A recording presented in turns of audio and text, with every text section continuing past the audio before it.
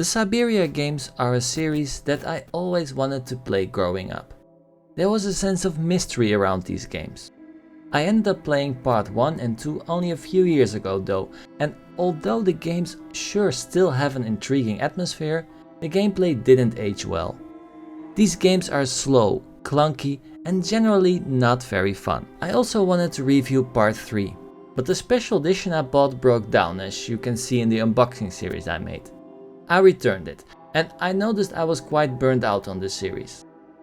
Until a few weeks ago. I finally picked up the game, and now I can tell you what I think of this part 3, how it fits in the series, and if it's worth picking up. So, Syberia 3 is a direct sequel to Syberia 2. Kate Walker left the island of Syberia and on her way back to the mainland was caught by a storm. She was found unconscious by a Yukon tribe that was migrating south, following their cattle, giant birds called snow ostriches. These migrations only happen a few times per generation. Kate got fascinated by this tradition and decided to tag along and help the Yukols, especially when the local authorities do everything to oppose the tribe to go forward. Kate has much more freedom to do this than in the previous game. Gone are the pre-rendered backgrounds. Syberia 3 is totally in 3D, haha. This means she can walk wherever she wants. However, the core of the gameplay is still the same. Looking for objects, talking to people, and a puzzle here and there. In general, the puzzles are not very hard, not like the previous games, but usually they are clear and not too cryptic. And these 3D graphics are done quite well. They're never very high res or cutting edge, but because of the beautiful world building, they look very nice. The world of Syberia is beautiful and interesting, and the graphics depict this world fine. Although some of the places are a bit boring, especially because of the washed out colors.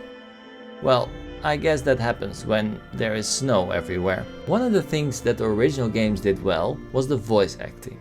In this third part, Kate is played by the same voice actress, Sharon Mann, and she's doing a great job. In the beginning it was a bit strange because you can really hear that Sharon's voice aged a bit, but it is still quality voice acting. Some of the other voices though are terrible. I got Resident Evil flashbacks at some point. Then the music. It is still great and it gives a great atmosphere. Which is a bit strange because it seems to be the same Bulgarian choir that did, for example, the 300 movie, you know, the Sparta one.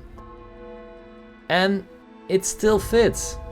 I loved it. As I said, the graphics are fine at places and boring at other places.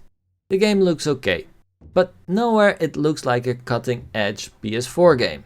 Keeping this in mind, I was very surprised that Syberia doesn't run very well. I had massive slowdowns and at places it even stutters. It seems that the programmers never really optimized the game. It's so bad that if this would have action moments, it would have been unplayable.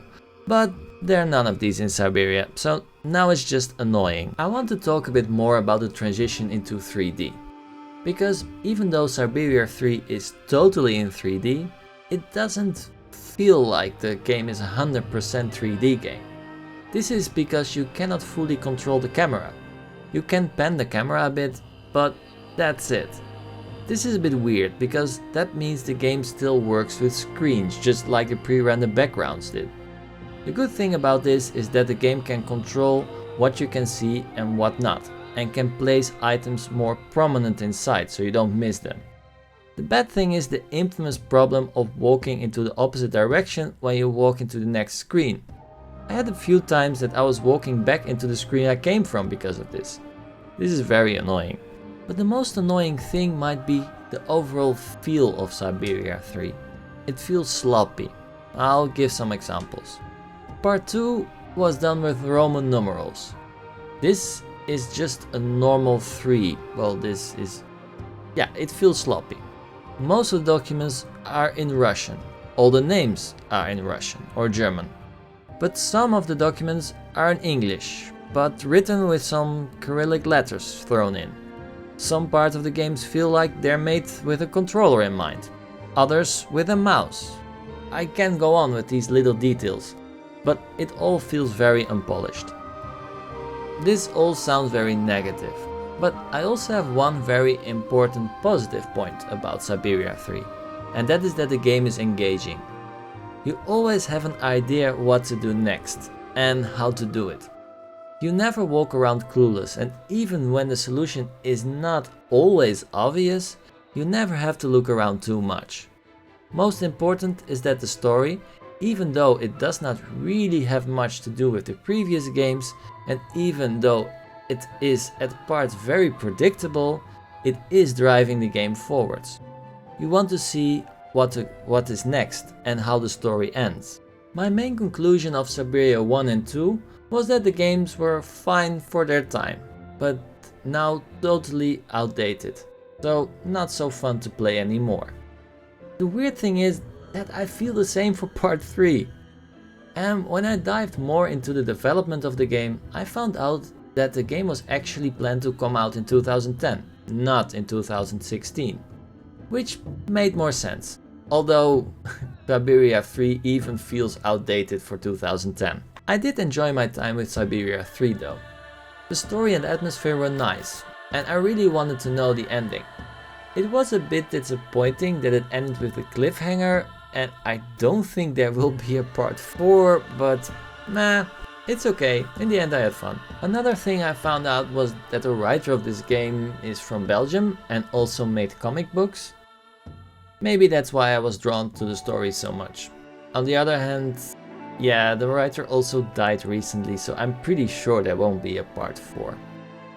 I cannot really recommend the game to anyone who didn't play the other Syberia games. Syberia 3 is good enough to appeal to those who enjoy these classics though. Are you a modern gamer? Then stay away from this game. There are better adventure games out there. So this was my review of Syberia 3. Well, actually, I played this game earlier this year. Now it's September and I played it I think in February.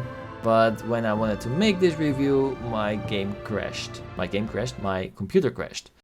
And I was fortunate to actually back up the review and the recordings. So I could easily made it again when everything was built up. But yeah, I think the conclusion is still valid and the whole review is still valid. So I hope you enjoyed it. And let me know if what you thought of the review of the game, if you played it, etc, etc. And have a nice day. Bye bye.